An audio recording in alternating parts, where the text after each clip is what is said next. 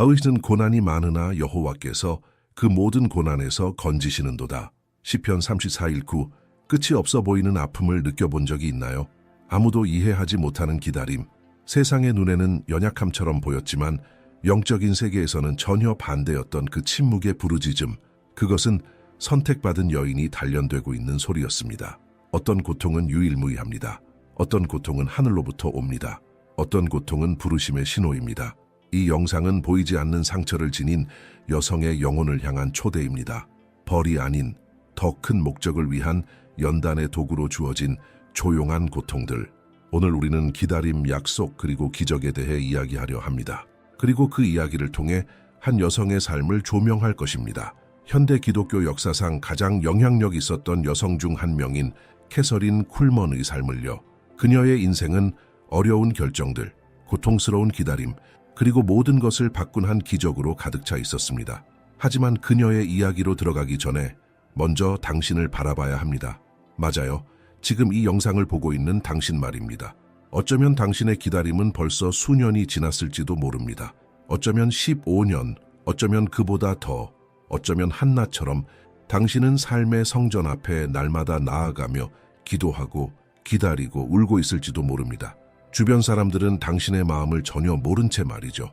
선택받은 여성들만이 아는 그 고통은 세상 속에서 흔히 겪는 고통이 아닙니다. 그것은 약속과 함께 오는 고통입니다. 더 많은 것이 있다고 외치는 고통. 보상으로 오는 기적이 아니라 온전히 드린 삶의 결과로 주어지는 기적을 앞두고 겪는 고통입니다. 바로 그 기다림에 대해 오늘 이야기하고자 합니다. 기적을 만들어내는 기다림. 하나님이 어떻게 침묵 속에서 일하시는지를 알게 될 것입니다. 아무 일도 일어나지 않는 것처럼 보일 때 하나님이 어떻게 모든 세부를 다듬고 계신지를, 베개 위에 떨어지는 눈물을 하나하나 주워서 어떻게 간증으로 바꾸시는지를 우리는 말씀 속으로 깊이 들어가 캐서린 쿨먼의 이야기를 통해 이 길고도 영광스러운 여정들을 지탱하는 영적 원리를 함께 묵상할 것입니다. 캐서린 쿨먼의 이야기는 단순히 아름다운 이야기가 아닙니다. 그것은 현실이고 고통스럽고 수많은 포기의 연속이었습니다. 그렇기에 더 큰 영감을 줍니다. 여성 리더십이 거의 없던 시대에 비판과 판단을 마주하며 개인적인 선택으로 인해 자신의 부르심에서 오랜 시간 멀어져 있었던 그녀. 그러나 그녀는 결국 성령님의 강력한 방문을 받게 되었고 그 결과 수천 명이 치유되고 구원받고 변화되는 놀라운 사역을 감당하게 되었습니다. 하지만 그 기적은 한 번의 잘못된 선택 후 15년이 지나서야 일어났습니다. 그리고 바로 그 지점에서 은혜가 개입합니다. 우리가 실수하더라도, 원래의 계획에서 벗어나더라도 하나님은 결코 우리를 포기하지 않으십니다. 벌처럼 느껴지는 그 기다림은 사실 침묵 속에서 조용히 세워지고 있는 또 하나의 기회일지도 모릅니다. 그래서 만약 당신이 이 고통을 느끼고 있다면, 그 부르심에 대한 그리움을 느낀다면, 선택받았지만 아직 약속의 성취를 보지 못한 자의 그 조용한 괴로움을 안고 있다면 기억하세요. 당신은 지금 정확히 있어야 할 그 자리에 있습니다. 이 영상은 기도와 눈물, 그리고 당신처럼 이 거룩하고 강력한 고통을 느끼는 모든 여성을 향한 마음으로 만들어졌습니다. 그리고 계속하기 전에 한 가지 부탁드릴게요. 만약 이 메시지가 당신의 마음 어딘가를 건드렸다면 지금 채널을 구독해주세요. 저를 위한 행동이 아니라 믿음의 표현으로요. 그렇게 하면 하나님의 마음에서 당신의 마음으로 직접 전해지는 말씀들을 매일 받을 수 있습니다.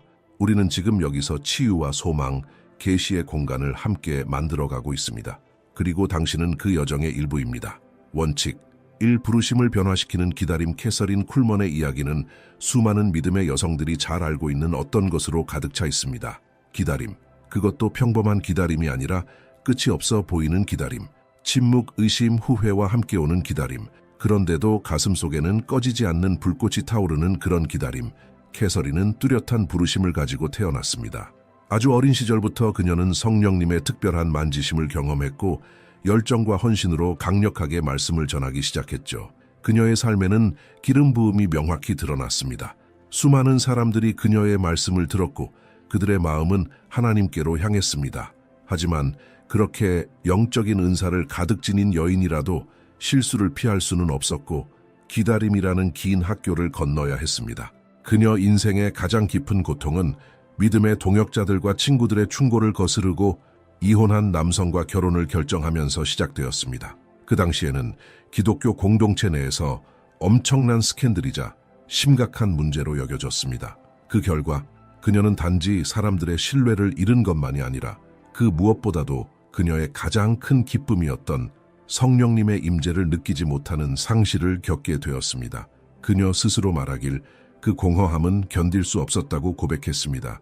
그 후 15년 동안 캐서린은 겉으로 보기에는 사역의 침묵기 속에 있었습니다. 그녀는 눈물로 고백하길 그 시간 동안 내적으로는 마치 죽은 것 같았다고 했습니다. 물론 육체적으로는 살아 있었지만 영적으로는 마치 영혼이 하나님과 멀어진 느낌이었다고. 그녀는 여전히 기도했고 여전히 노력했지만 그 시기는 메마른 광야 같았습니다. 바로 이 지점에서 많은 여성들이 공감합니다.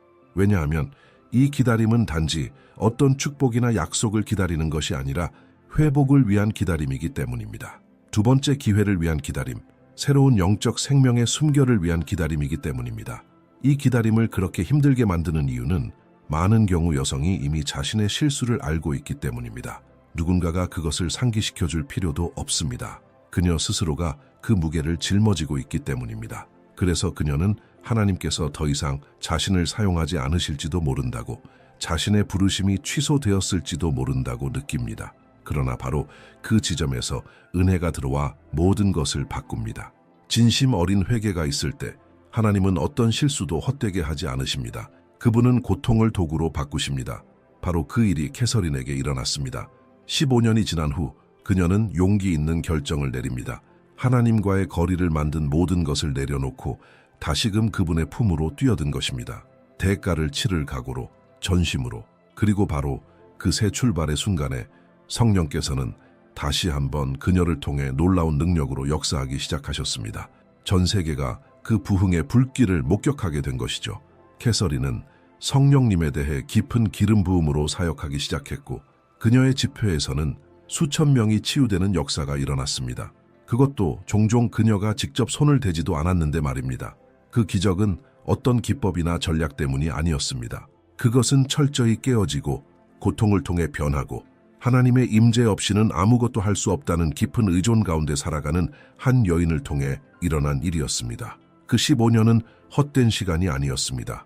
오히려 앞으로 태어날 영적 생명의 자궁이 되었던 시간이었습니다. 그것이 다음 세대까지 영향을 주게 된 것입니다. 그래서 이 원칙이 그렇게 중요한 것입니다. 하나님께 맡겨진 기다림은 부르심을 죽이지 않습니다. 오히려 그것을 변화시킵니다. 더 깊게 만듭니다. 더 순결하게 만듭니다. 혹시 지금 당신이 모든 것이 멈춘 것 같은 시기를 보내고 있다면, 꿈은 멀게만 느껴지고 부르심은 사라진 것처럼 느껴진다면 캐서린을 기억하세요. 그녀도 더 이상 하나님께 쓰임받을 수 없다고 생각했습니다.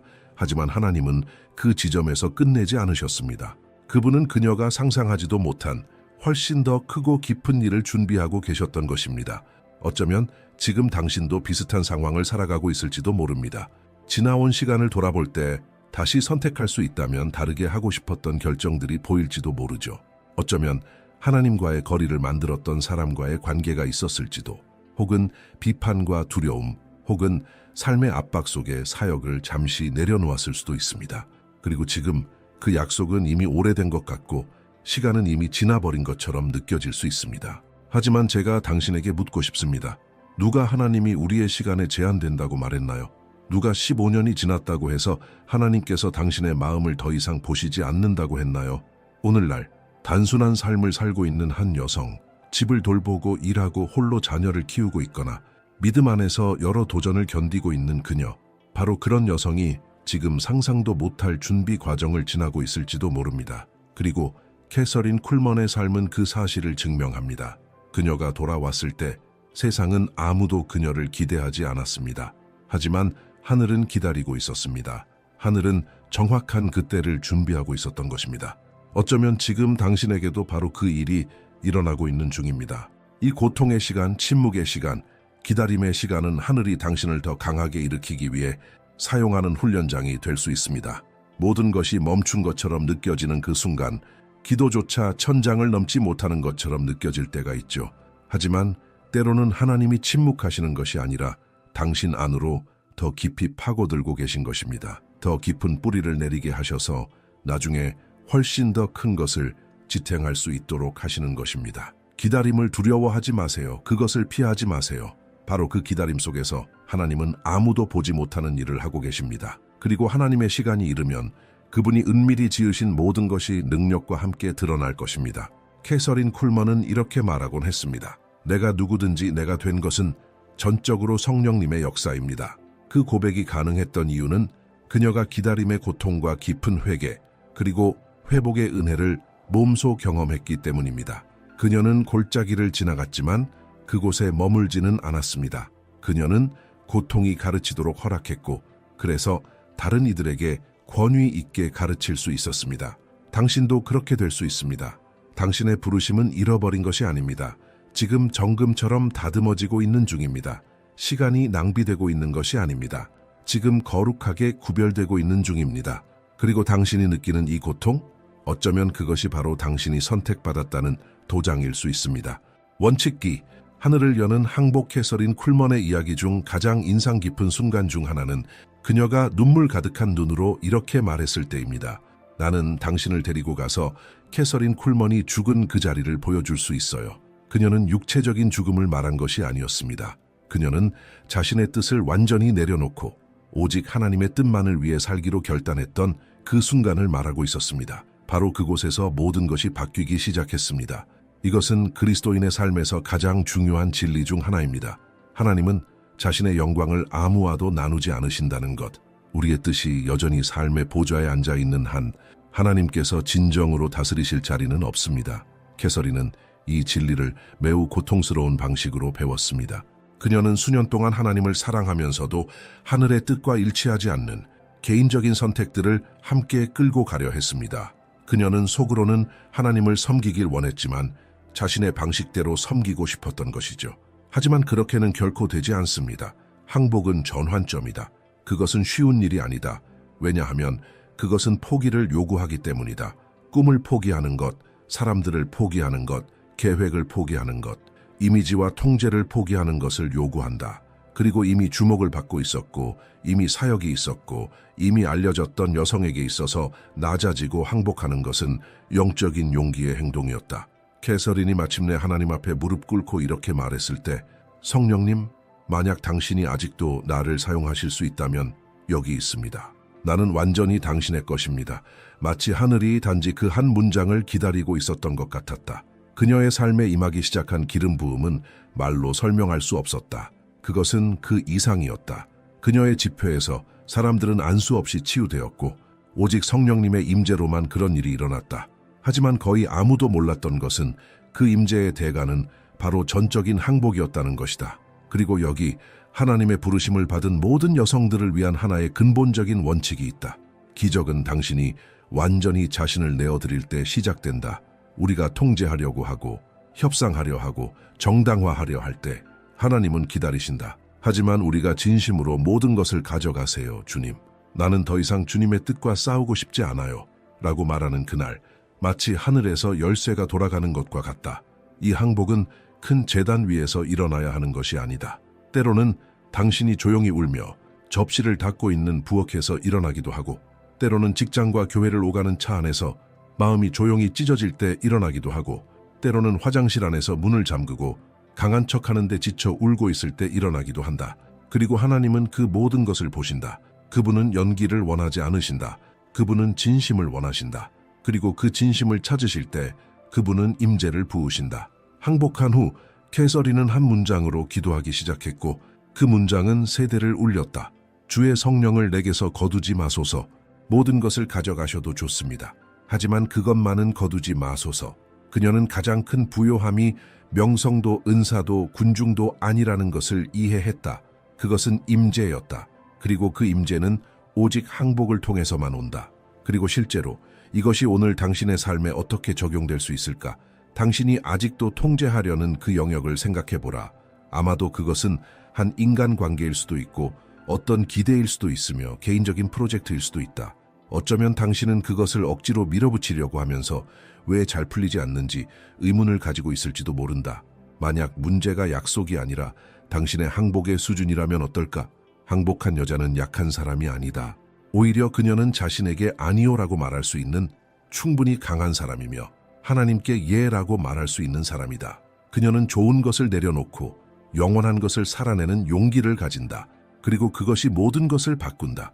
나는 하나님과의 관계를 멀어지게 만드는 인간관계 안에서 오랫동안 자신의 믿음을 유지하려고 애쓰던 한 여성을 알았다. 그녀는 그 남자를 사랑했지만 마음 깊은 곳에서는 자신이 영적으로 너무 큰 대가를 치르고 있다는 걸 알고 있었다. 어느 날 수많은 평안 없는 밤들을 지나 그녀는 결단을 내렸다. 마음이 산산조각난 상태로 그 관계를 끝낸 것이다. 무슨 일이 일어났을까? 1년 후 그녀는 여성들을 이끄는 자가 되었고 새로운 기름 부음을 입고 권위로 가득 찬 사람이 되어 있었다. 육으로 닫은 문이 그녀의 삶 위에 하늘을 열었다. 그리고 모든 것은 항복으로 시작되었다. 이 원칙은 마치 하나님의 나라의 비밀과 같다.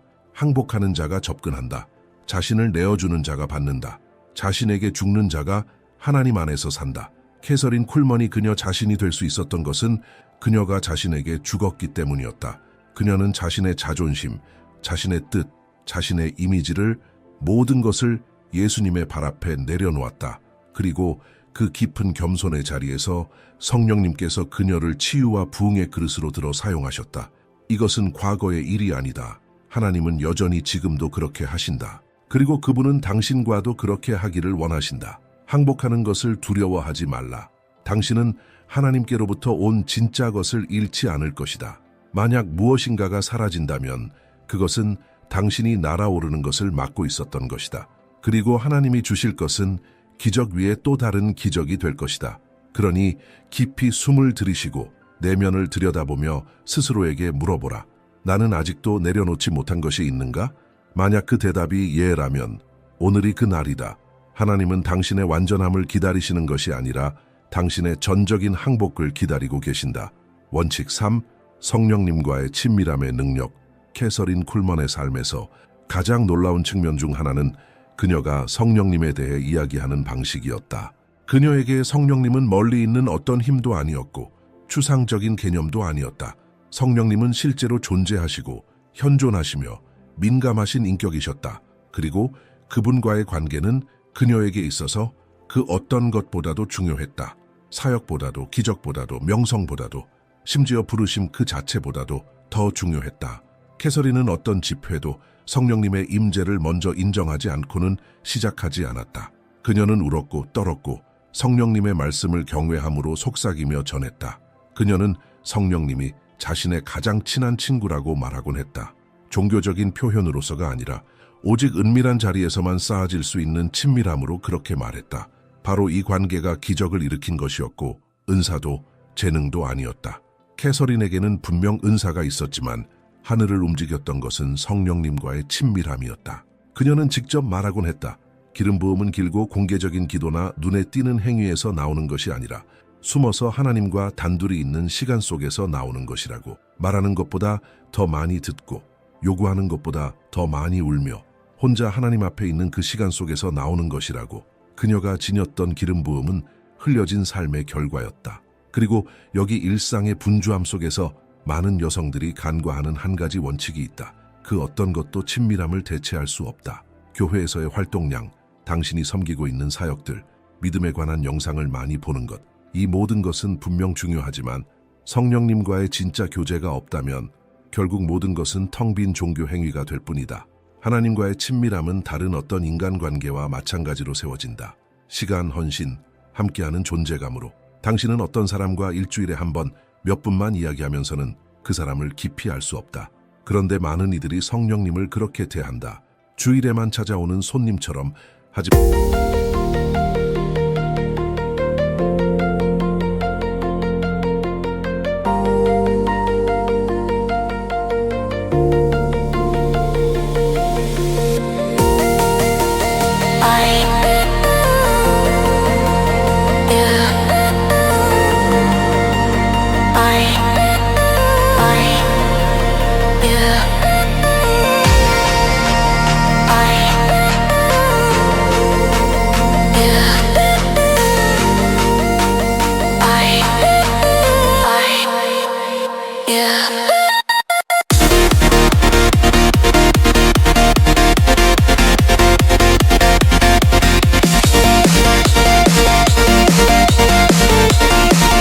성령님은 방문을 원하지 않으신다.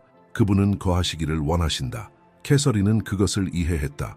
그녀는 매일 성령님을 위한 자리를 마련했다. 분주함 속에서도 일정 속에서도 그녀를 둘러싼 군중 속에서도 그녀의 은밀한 자리는 거룩한 공간이었다. 그곳에서 그녀는 위대한 복음 전도자라는 외피를 벗었고 마이크도 박수도 내려놓고 단지 하나님 발 아래 있는 한 여인이 되었다. 바로 그곳에서 하늘이 임했다. 그리고 당신이 이것을 누리기 위해 특별한 방이나 완벽한 루틴이 필요하다고 생각하지 마라. 성령님과의 친밀함은 단순함 속에서 시작될 수 있다. 어떤 여성이 내게 말한 적이 있다. 아침 식사를 준비하는 시간만이 그녀가 기도할 수 있는 유일한 시간이었다고. 그래서 그녀는 그 시간을 따로 떼어 하나님과 대화하기 시작했다. 그건 거창한 것이 아니었다.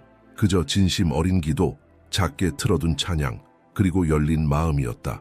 얼마 지나지 않아 그녀는 무언가 달라졌다는 것을 느끼기 시작했다. 불안하던 자리에 평안이 생기고 지쳐있던 자리에 힘이 찾아왔다. 무엇이 바뀐 것일까? 성령님이 그녀의 일상 속에 환영받기 시작한 것이다. 캐서린은 성령님의 임재가 너무도 실제적이어서 때때로 그분 없이는 걸을 수조차 없다고 느낀다고 말하곤 했다. 그리고 그녀가 그렇게 말할 때 그것은 시적인 표현이 아니라 실제였다. 그녀는 성령님 없이는 사역 안에서 단 한 걸음도 내디딜 수 없다는 것을 알고 있었다. 그리고 바로 그 의존이 모든 것을 초자연적으로 만들었다. 그것은 그녀에 관한 것이 아니었다. 오직 성령님에 관한 것이었다. 친밀함은 마법 같은 공식이 아니다. 그것은 하나의 삶의 방식이다. 삶의 모든 순간을 하나님과 함께하는 기회로 삼는 것이다. 아침에 일어날 때, 운전할 때, 일할 때, 지칠 때나 기쁠 때, 혼자일 때나 사람들과 함께 있을 때 그분을 당신 곁으로 초대하는 것이다. 성령님은 당신과 함께하기를 사랑하신다. 하지만 그분은 억지로 들어오지 않으신다. 그분은 초대받기를, 원함받기를, 환영받기를 기다리신다. 캐서린의 가장 강력한 문장 중 하나는 이것이다. 성령님은 당신이 지금까지 만나본 그 누구보다도 더 민감하신 분입니다. 그분은 근심하실 수 있습니다. 무시당하실 수 있습니다. 하지만 또한 환영받을 수도 있습니다. 그리고 그분이 환영받을 때 놀라운 일들이 일어난다. 캐서린이 목격한 기적들은 강단 위에서 시작된 것이 아니었다. 그것들은 그녀가 은밀한 곳에서 예배하고 들으며 자신을 쏟아부었던 그 자리에서 시작되었다. 그녀가 무대 위에 오르기 전에 이미 하늘에서는 어떤 일이 일어나 있었다. 대중은 그 결과를 보았지만 하나님은 그 헌신을 보셨다. 어쩌면 당신은 지금 답을 구하고 있을지도, 방향을, 치유를, 위로를 찾고 있을지도 모른다. 그리고 그 모든 것은 준비되어 있다. 하지만 성령님께서 당신에게 무엇인가를 주시기 전에 먼저 원하시는 것은 바로 당신 자신이다. 그분은 당신이 그분을 알기를 원하신다. 당신이 친한 친구와 이야기하듯 그분과 말하길 원하신다. 그분을 신비로운 존재로 대하지 말고 살아계시고 지금 여기에 계시며 사랑이 많고 모든 세부 사항에 귀 기울이시는 한 인격으로 대하라. 당신은 오늘 시작할 수 있다. 짧고 진심 어린 기도로 충분하다. 성령님, 제가 당신을 알고 싶어요. 사랑하고 싶어요. 느끼고 싶어요. 저와 함께 걸어가는 법을 가르쳐 주세요. 그분은 들으신다. 그리고 응답하신다. 캐서린 쿨먼을 변화시킨 것은 그녀의 재능도 설교도 무대 위의 자세도 아니었다. 그녀를 변화시킨 것은 성령님과의 깊은 친밀함이었다. 그 교제가 그녀의 삶을 바꾸었고 사역을 바꾸었으며 지금까지도 수많은 삶에 영향을 주고 있다. 그리고 가장 놀라운 사실을 아는가? 캐서린 안에 계셨던 그 동일한 성령님이 지금 당신 안에도 거하신다. 그분은 변하지 않으셨다. 그분은 여전히 능력으로 움직이길 원하신다. 그분은 여전히 치유하시고 위로하시고 인도하시고 변화시키신다. 그러나 그분은 단지 언급되는 곳이 아니라 사랑받는 곳에 임하신다. 친밀함이 바로 비밀이다. 그것은 열매를 지탱하는 뿌리이다. 그리고 하나님은 오늘 당신을 그 자리로 부르고 계신다. 과거가 어땠는지는 중요하지 않다. 당신이 얼마나 멀게 느꼈는지도 중요하지 않다. 성령님은 당신이 생각하는 것보다 훨씬 가까이 계신다. 그리고 지금 이렇게 말씀하고 계신다. 딸아, 나를 들이마시게 해줘. 원칙 4. 모든 영광은 그분의 것이다.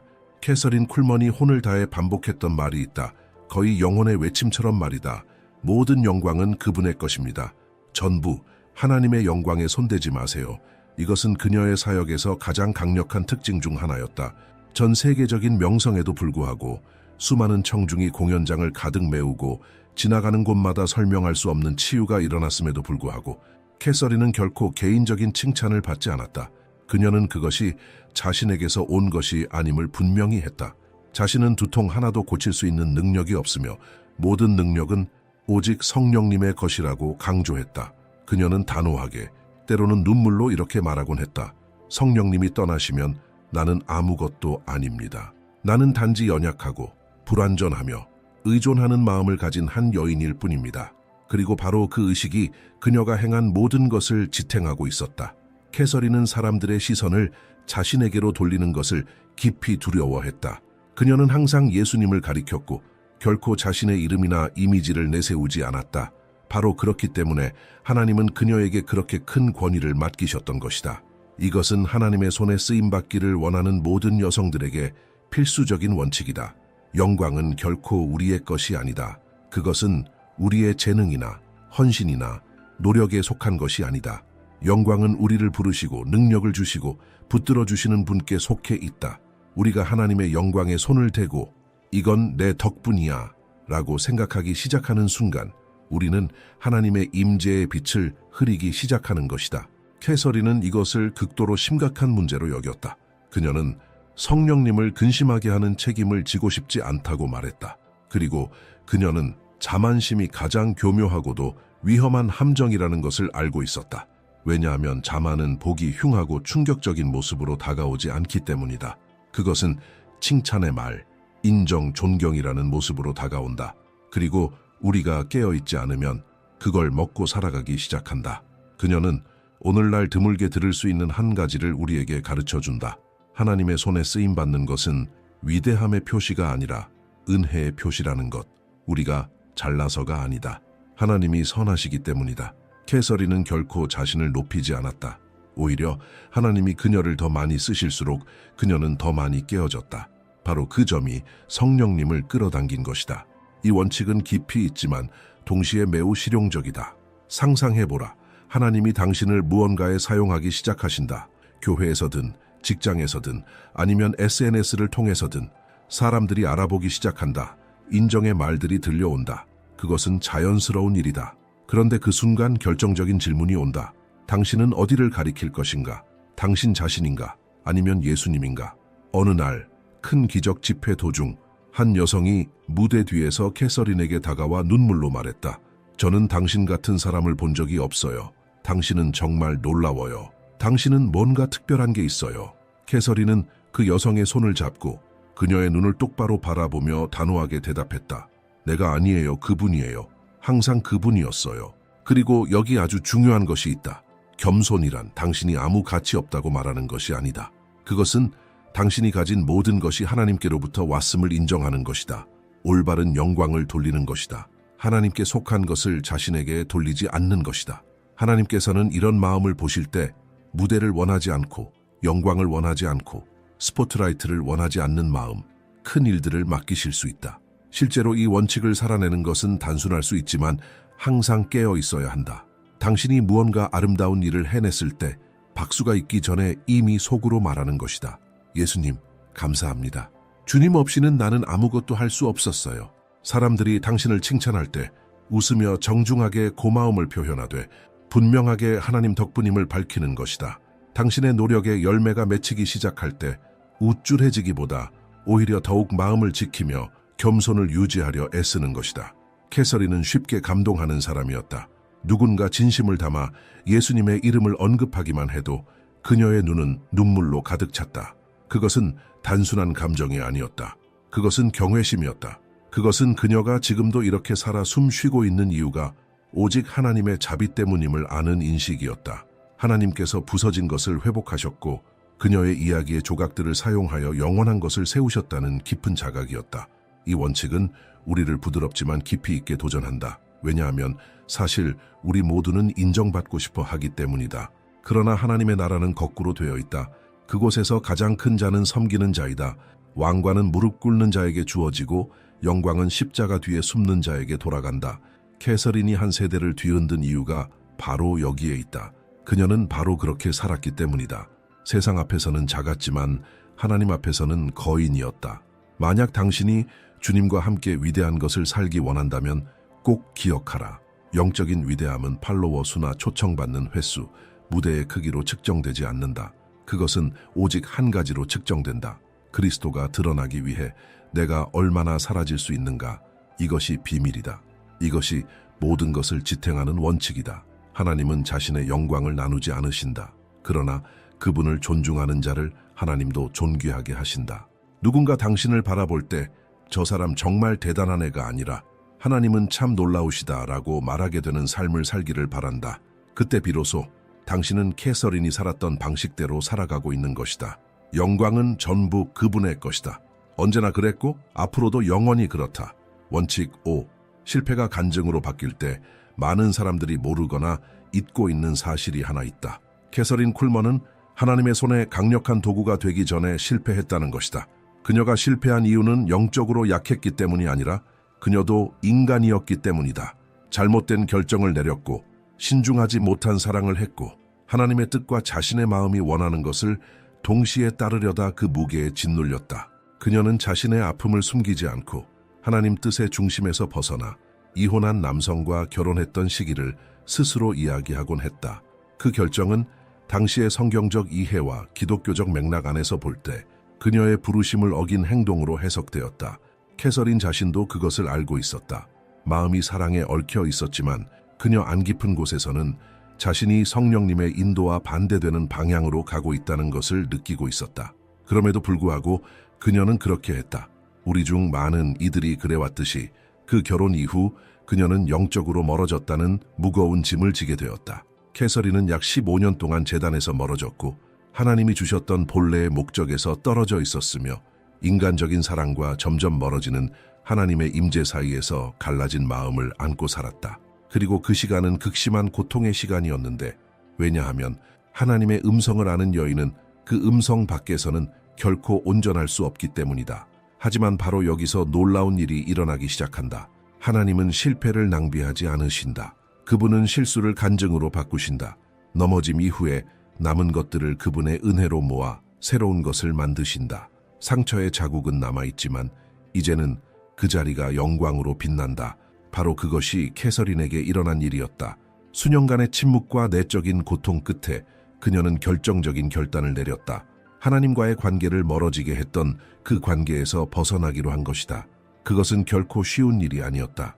그녀는 비판을 받을 것을 알았고 거절당할 것을 알았으며 아마도 다시는 자신의 신뢰를 회복하지 못할 수도 있다는 것도 알고 있었다. 그러나 그녀는 또한 알고 있었다. 성령님의 임재 없이 살아가는 것은 더 이상 아무 의미가 없다는 것을. 그리고 바로 그 급진적인 항복의 순간에 하나님은 그녀의 이야기를 다시 써가기 시작하셨다. 놀라운 것은 그 이후 캐서린 쿨먼의 사역은 단순히 회복된 것이 아니라 전 세계적인 규모로 폭발했다는 것이다. 그녀는 20세기 부흥 역사상 가장 위대한 이름들 중 하나가 되었다. 치유는 자주 일어났고 예배에 참석하기만 해도 사람들이 깊이 만져지는 일이 반복되었다. 그러나 이 모든 것은 그녀를 진정한 회개로 이끈 그 실패의 시간이 없었다면 불가능했을 것이다. 그녀의 이 이야기의 부분은 우리에게 강력한 메시지를 전한다. 실패가 마지막 말이 아니다. 오늘날 많은 여성들이 과거의 수치 속에 살아간다. 오래된 죄책감을 안고 충동적으로 내린 결정들, 이상적이지 않은 길을 선택했던 순간들을 지닌 채 살아간다. 그리고 그런 이유로 자신이 부르심에서 멀어졌다고 느낀다. 하나님이 자신을 포기하셨다고, 너무 늦어버렸다고, 더 이상 자격이 없다고 믿는다. 그러나 캐서린의 삶은 그 반대의 진리를 외치고 있다. 당신이 얼마나 깊이 떨어졌든 진정한 회개가 있다면 하나님은 여전히 당신의 삶을 통해 놀라운 일을 하실 수 있다. 현실적으로 생각해보라. 오늘날 교회에서 멀어진 한 여성을. 그녀는 한때 섬겼고 리더였고 설교도 했던 사람이다. 그러나 어떤 관계 속에서 하나님과 멀어졌거나 판단과 배척을 받게 된 어떤 실수를 저질렀다. 지금 그녀가 느끼는 건 수치심, 회개, 그리고 하나님에 대한 그리움이다. 하지만 동시에 두려움도 있다. 돌아가기 두려운 마음, 다시는 받아들여지지 않을까 두려운 마음, 다시는 쓰임받지 못할까 하는 두려움. 캐서린도 그 두려움을 느꼈다. 그녀는 스스로 말하길, 제단으로 돌아왔을 때 그녀의 가장 큰 전쟁은 내면의 정죄와의 싸움이었다고 했다. 그 속삭임, 너는 모든 걸 망쳤어. 그 말이 끊임없이 들려왔다. 하지만 시간이 흐르며 그녀는 한 가지를 알게 되었다. 하나님의 은혜는 그 어떤 실수보다도 크다는 것. 그리고 당신이 깨어진 마음으로 돌아올 때 하나님은 단지 당신을 받아주시는 것에서 끝나지 않으신다. 그분은 당신을 회복시키시고 능력 주시며 당신의 넘어진 자리를 통해 다른 사람들을 일으키시는 도구로 만드신다. 그래서 당신의 실패를 숨기지 마라. 하나님이 그것들을 치유하실 때 그것들은 당신의 가장 강력한 간증이 된다. 캐서린은 자신의 아픔, 회개, 그리고 그 모든 것을 통해 배운 것들에 대해 공개적으로 이야기했다. 그리고 바로 그 고백들이 사람들의 마음을 움직였다. 사람들은 완벽한 리더를 필요로 하지 않는다. 그들은 치유된 리더를 필요로 한다. 하나님은 당신이 완벽하길 바라지 않으신다. 그분이 바라시는 건 단지 당신이 정직하고 다시 시작할 의지가 있는 것뿐이다. 그리고 그 재시작은 오늘이 될 수 있다. 당신이 멈췄던 자리로 돌아가지 않을 수도 있다. 하지만 당신은 전혀 상상하지 못했던 곳으로 인도받게 될 것이다. 왜냐하면 하나님께 드려진 실패는 운명으로 가는 다리가 되기 때문이다. 그리고 바로 그것이 캐서린 쿨먼이 살아낸 이야기였다. 그녀는 자신의 과거를 지우려 하지 않았다. 그녀는 그것을 속죄했다. 모든 것을 주님의 손에 맡기면서. 그리고 그 순간부터 세상은 은혜에 의해 새겨진 여인을 알게 되었다. 성령님에 의해 움직였고 비교할 수 없는 방식으로 쓰임받은 한 사람. 당신에게도 비슷한 이야기가 있다면 기억하라. 당신이 두려워하는 끝은 어쩌면 하나님이 써놓으신 시작일 수 있다. 이 영상에서 우리는 한 여인의 실제 삶에서 태어난 5가지 원칙을 따라 걸어왔다. 고통을 겪었고 기다림 속에 있었고 회개했고 기적을 경험했던 그 여인. 캐서린 쿨먼은 완벽하지 않았다. 그녀는 항복했다. 그리고 그것이 그녀를 그렇게 강력하게 만든 이유였다. 그녀의 삶은 우리에게 보여준다. 기적을 향한 길은 공로로 포장된 것이 아니라 전적인 내어드림으로 포장되어 있다. 우리는 다음에 대해 이야기했다. 부르심을 변화시키는 기다림, 하늘을 여는 항복, 성령님과의 친밀함, 하나님의 영광을 향한 주의, 그리고 하나님의 손에서 간증으로 바뀌는 실패. 이 원칙들은 단순한 신학적 교훈이 아니다. 당신이 하나님과 함께 새로운 것을 살아가도록 초대하는 살아있는 부르심이다. 어쩌면 당신은 지금 이 5가지 중 하나의 과정 안에 있을지도 모른다. 기다리고 있거나 항복하고 있거나 친밀함을 구하고 있거나 자만심과 싸우고 있거나 과거의 죄책감과 씨름하고 있을지도. 어디에 있든지 간에 소망이 있다. 목적이 있다. 그리고 당신 같은 여인을 절대 포기하지 않으시는 하나님이 계신다. 아니, 그분은 오히려 그런 여인들을 선택하신다. 왜냐하면 그분은 깨어진 마음을 보시고 진심을 보시며 주님 제가 여기 있습니다라고 말하는 사람을 통해 얼마나 큰 일을 하실 수 있는지 알고 계시기 때문이다. 이 원칙들을 사랑으로 다시 떠올려 보라. 그것들은 단순한 개념이 아니라 씨앗들이다. 그중 하나를 당신의 일상에 심어보라. 단순한 것부터 시작해도 된다. 진심 어린 5분의 기도, 하나의 작은 포기, 성령님과 나누는 정직한 대화. 바로 그 순간부터 하늘이 움직이기 시작한다. 이제 당신에게 초대하고 싶다. 오늘 하나님께서 당신에게 말씀하신 것을 한 문장으로 댓글에 남겨보라. 말씀이든 한 단어든 혹은 단순한 제가 여기 있어요. 주여 나를 보내소서라는 고백이어도 좋다. 중요한 것은 간증하는 것이다.